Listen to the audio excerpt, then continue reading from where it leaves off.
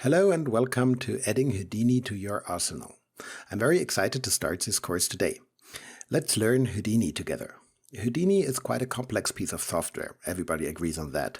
And that is due to the fact that it really incorporates a lot of features. It can pretty much do everything there is in 3D.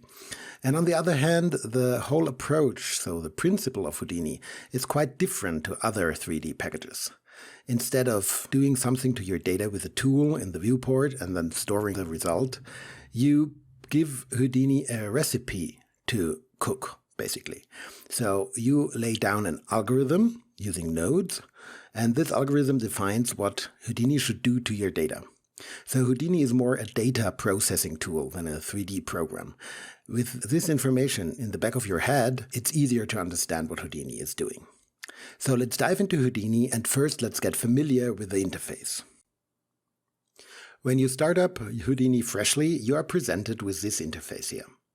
So you see a lot of icons on the left, icons on the top, then many view panes. Like many other programs, Houdini is organized with panes, so it's just one single window that is split up into different panes. These panes can be resized by just clicking on the divider line and then dragging, like so. You can do this here.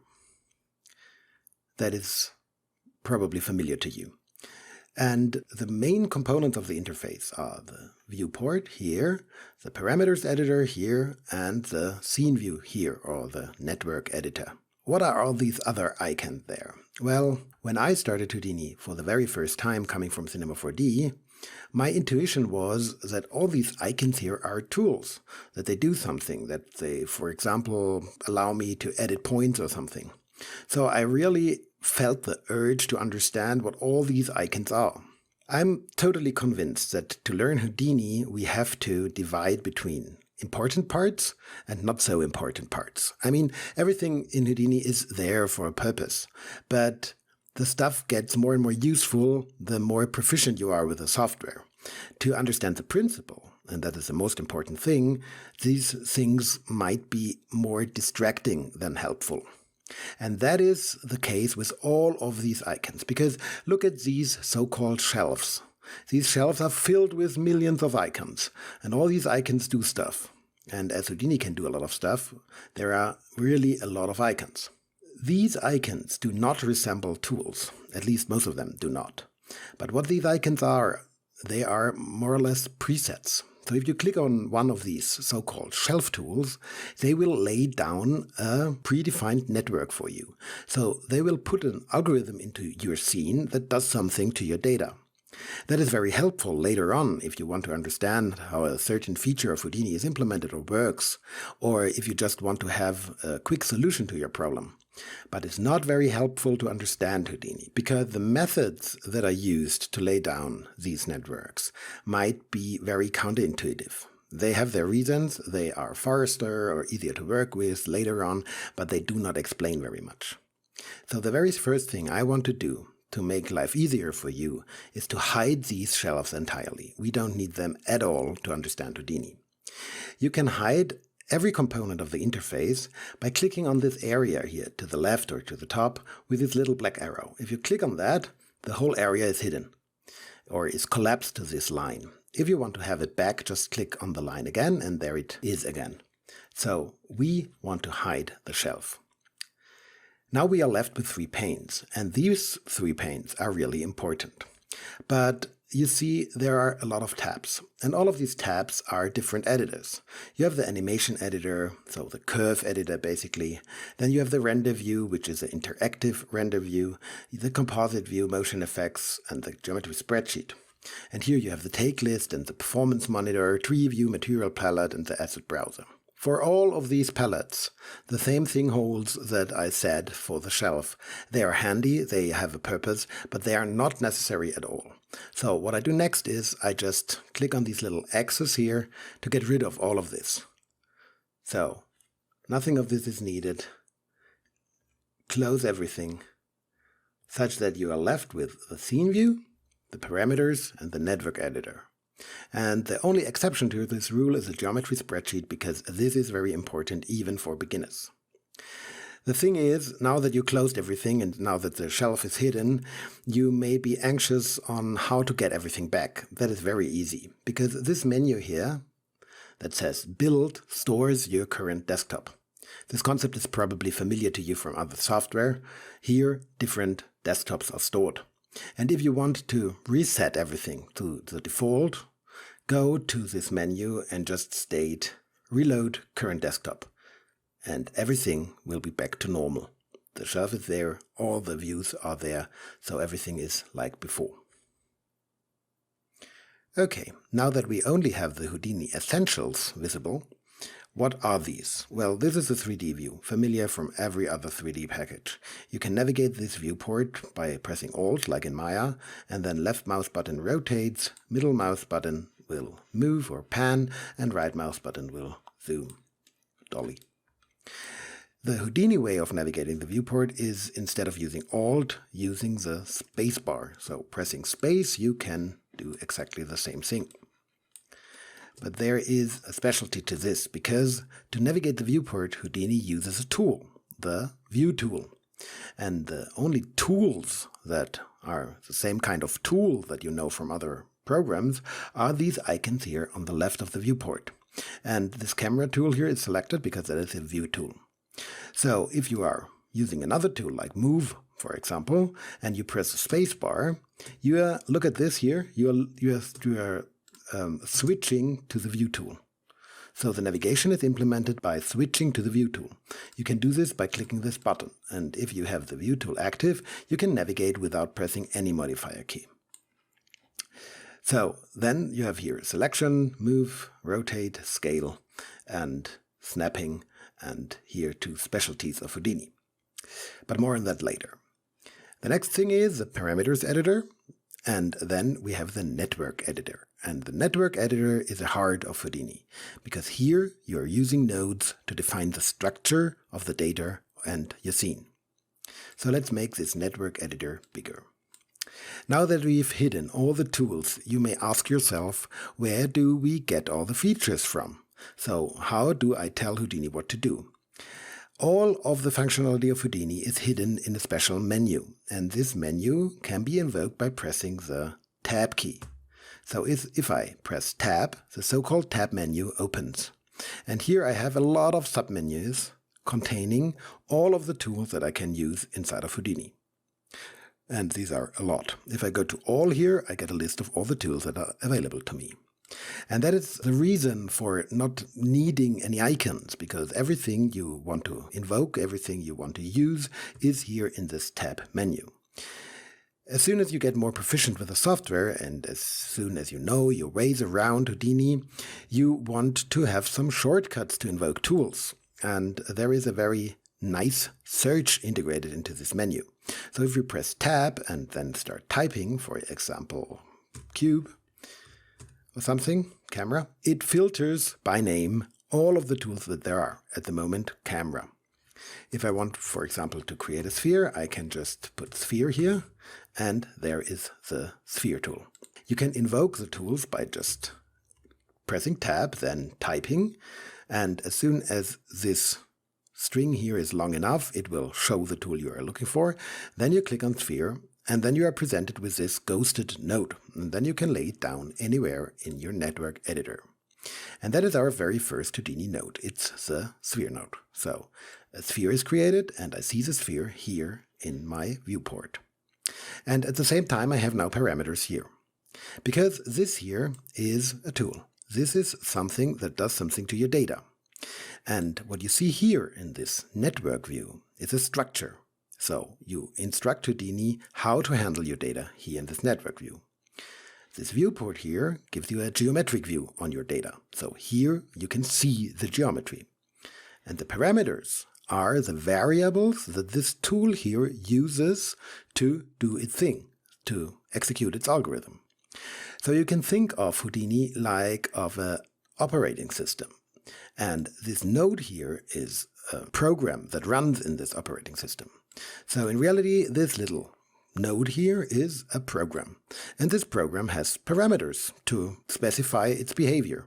These parameters are displayed here in the parameter editor as soon as I select the node. And the output of this node, so the geometry it generates, is shown here in the viewport. So I have 3 different views on my data here, because this is just geometric data. I have the geometric view, the structural view, and then the parameters view. All I just said is true for all Houdini nodes, but this sphere node here is special, because at the moment we are on scene level. If the network editor would be just a network editor, that would be not Houdini. Of course, the network editor has different modes, so-called contexts. And these contexts can be specified with this menu here. At the moment it's stating OBJ. But if I click on this, I see different things like vex, shop, out, mat. These different contexts are used to deal with different data. At the moment we are in OBJ and we are on the scene level. And that is indicated by the word scene here in the top right corner of the network editor. And that means what we see here is nothing but the Maya outliner or the Cinema 4D object manager. So what this is it's the scene view. And although this node is a program, this special node here, this sphere node, is an object. So this is an Houdini object. And instead of using a 1D list like Maya or Blender or Cinema 4D, Houdini uses a 2D view to lay out your scene. So all your objects are nodes, and these nodes are laid out in this network editor in 2D. Let's create a box. Very important. Houdini does not deal with cubes like other programs, it deals with boxes. And now that I created this box, I have 2 objects in my viewport. Let's quickly move one of them, such that we can see both. And here's my sphere and my box. And these objects are represented by 2 nodes, the sphere node and the box node, both laid out in 2D here in my network editor. You might be familiar with quick selection plugins or tools or views for character animation from other software, where you can lay out your character in 2D or even use an image of a character to quickly be able to select different parts of the character. That is basically the same idea. You can lay out your objects in 2D here. So, other than that, everything is pretty much like in all other programs. You can select an object either by selecting it here in the viewport or by clicking on the node that is representing the object. So, if I want to select the box, I can just click on it. You can move it, and you see these green lines here indicate snapping. So, Houdini Network Editor has a very nice snapping feature, such that you can keep the network editor tidy. And then you have so-called flags on every node. And you have 2 flags on object nodes. Let me zoom in a little bit. You have this blue flag here on the right, and then you have this green flag here on the left. These are just Boolean switches. The blue flag being the most important one, that is the visibility flag. So if I click on that, I can toggle the visibility. No blue flag means object not visible, and the sphere disappeared from the viewport. Clicking again on the blue flag makes the area of the node blue again, and the sphere is here. So by using this, you can just turn on and off objects. And you turn them on in rendering and in the viewport at the same time by using this flag. And then the green flag is for selectability. So if I click this flag and deactivate it, I cannot select the object in the viewport anymore. That might be handy sometimes. Great. If you want to organize your scene, you can do this by moving the nodes. And if you want to keep everything tidy, there is a little helper shortcut, so you can just select 2 nodes by dragging a rectangle around them, and then by pressing the A key, you get this cursor here, and if you then click on the topmost node and drag down, it will distribute the nodes and align them vertically. That is very nice. You can do the same thing by pressing A, cursor again, and then drag to the right, and it will align them horizontally. This can be done with as many nodes as you want. If I select these, Ctrl C and then Ctrl V, I have more nodes now. If I press A and then drag down, I have everything nicely in one line. Like so. Deleting nodes is straightforward, just press delete and they are gone. So these are objects. If you click an object, you are presented with its parameters. And the parameters that are shown here are the parameters you would expect from an object. It is the translation, the rotation, and the scale of the object. Of course, you have the pivot here, and you have a uniform scale slider, but that is for convenience. And then you have to deal with pre-transforms, but that is all not totally important.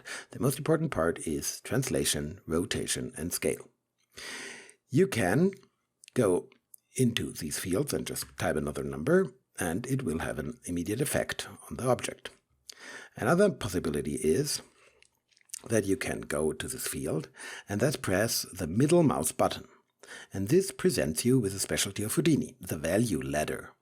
What you see here is basically a slider. So now that I have this ladder, I can just drag to the left or to the right to change my value. And the ladder is there because these individual parts of the ladder indicate different granularity. So if I go one level up, I can increment in steps of 1 or decrement. If I go down, I can increment in steps of 0.01, and so on and so forth. So by using this ladder, you can make drastic changes by going to the top and then dragging there, or you can go to the bottom and do very, very, very slight changes. That's quite nice, and as soon as you are used to the value ladder, you really will love it. Okay, now let's think about what an object actually is. The good news is it's exactly the same concept as in all other 3D programs. An object is usually composed of two parts. It's a matrix and its geometric data. In Maya you have the transform node and the shape node. In Cinema 4D you have the object in the object manager and then the invisible point and polygon tags. And it's always the same story. You have data that is somehow correlated and that is transformed together. You use a transformation matrix composed of 4 vectors that encodes translation, rotation, and scale. It's a 4D matrix, so 4 by 4, and this is the same story in all the programs. In Houdini, it's not different. So basically what you have here is this node is a container for the geometric data, and it stores on its parameters the matrix. Translation, rotation, and scale are used to define the 4 vectors that make up the translation matrix. The translation is the 4th vector. The rotation is defining the angles of the 3 orthogonal vectors of the matrix, and the scale is scaling these vectors, like in all other programs. So these parameters will define the transformation of this container. And the geometry that is transformed, the geometry that can be moved in your scene, is contained inside of that node. And that is a specialty to Houdini, because we can alter the geometry by diving inside of this node. So if I click that node, I get this viewport handle here, and I can move the object and I can rotate the object. And by using the scale manipulator, I can scale the object. And these changes are immediately reflected here in these parameter fields. But all of that just alters the matrix. And the matrix then is used to multiply all the points of the geometry contained inside of the node and is then displayed in the viewport. So in Houdini, to alter the geometry of the node, what I can do is I can double-click the node to dive inside. And now some things have changed. First of all, and most important, the scene level has switched to geometry level. Then we have this path bar here, which now tells us that we are inside of the node box 1. So we are in the object context and then inside of the node box 1. And here in the viewport, the sphere is now transparent. It is ghosted because Houdini wants to tell us that we are dealing with this geometry here, with the geometry contained inside of the box 1 object. The other geometry in the scene is only there for reference. Inside of the object, we are presented with another node that looks quite similar to the node above, and this is called box. So what's going on here? Well, inside of this geometry network here, we have a different kind of nodes to deal with the geometry of an object. So instead of defining transforms, these nodes here in this geometry network define geometric operations. The interaction with Houdini is still the same. To invoke a tool, to invoke a function, just press the Tab key. But now the list is a lot longer. So if I now do that, that may be off screen, but you see now I have a lot more tools available to me. It's more than fits on my screen.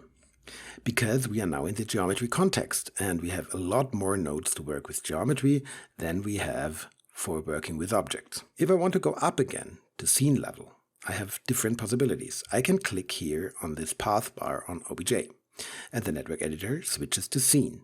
Both objects are solid again, both objects are shown here as nodes, and I have this scene indication in the corner. If I want to dive into the box object, I can double click as before, or I can press the I key while hovering over the node. If I press I go into the object. If I want to get up again, I can press the U key. These two shortcuts you should memorize because they are really vital to Houdini. So I for going inside of nodes and U for going up again. And you will do that a lot. While this object here is just a container with a matrix attached, this node here is an actual program generating geometry. So now this operating system analogy holds even better. This box here is really a generator of geometry. If I click it, I have parameters, and these parameters specify how the box geometry should be created. So this node here will read these parameters and then create geometry and then send this geometry to the object containing the node, thus defining the geometric description of the object. And then this object here uses this geometry to pass it on to the viewport for display. And that is the most important concept of Houdini.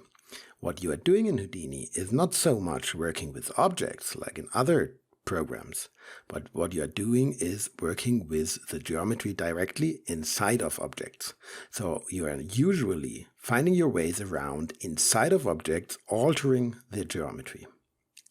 This node here, the box, has flags again. But because it's a geometry node, it has more flags. It has this blue flag, the display flag, and then it has the very first flag, which is a yellow flag. That is a bypass flag. If I click that, the cube disappears. But that is not because the object is hidden or not there anymore. It's just that the geometry of the object now is empty because I just disabled this generator. So no geometry is generated. The object does not contain any geometry. If I press U, you can see the box is still there. And if I select it, I get the transformation handle because the matrix is still there. It's just that the geometry of the box is empty now. I can enable the node again.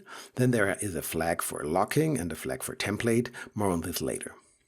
So the thing is, now what I can do is I can use nodes to alter the geometry.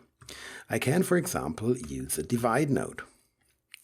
The divide node will triangulate my geometry. So here I have this box node and I put the display flag to this box node, then you see the box is made of quads. But if I now click the display flag on the divide node, I have triangles. And that is because the divide node is just a geometric operation dividing the geometry. And the display flag, and that is different to the object level, is used to indicate which node generates the output for the object. The geometry node inside of the object that has the display flag is the one that generates the output. So what happens here is the box is generating some geometry, then it's outputting this geometry to its output port, indicated by this circle here. And then this geometry flows through this wire to the next node, to one of its inputs, the input of the divide node. The divide node does not know anything about the box node. It just reads the geometric data, because the interface is such that it understands geometric data. And then it does its thing. It does what it is intended to do, dividing the geometry that is coming in. It does that and puts it to its output. But because nothing is attached, the stream stops here. And we can send the geometry to the object and thus to the viewport by specifying this view flag here. And this view flag is very important because by using this you can debug your networks, you can go up and downstream, you can select states of your geometry. At the beginning of the operational tree, you can select states of the geometry at the end of your tree. And that is the concept of proceduralism. That means nothing here is destructive. The box is generated in every frame and then divided in every frame. But whenever I like, I can just go back and do something different. For example, I can use a subdivision surface node, subdivide, in Houdini. And I can connect the same box to this subdivision surface node. And if I now put the display flag to this node, you see that the same box now is subdivided by the Catmull clock algorithm. So something completely different happens inside of the same network, because this is just an algorithm. I'm telling Houdini what to do with my data, and by using this flag here, I'm indicating which branch of this algorithm to use. Do I want to divide my geometry to triangles, like so, or do I want to subdivide it with Catmull clock, like so? So to sum it up, on scene level, in the OBJ context, we are dealing with geometry, and because we are on scene level, the topmost level, we are dealing with objects. And these objects are composed of a matrix and geometric data. And the geometric data is specified inside the object. So inside of the box, we have a box node generating the geometric data. So don't be confused. This box node is something completely different than this box node. That here is just a geometric container, an object called box. And this here is a little program generating box-shaped geometry. So this is a geometry node, the other one is an object. And this node here now passes on its information. In the next video, I will explain this procedural data tree in much more detail and tell you exactly what's going on here and what to do with this.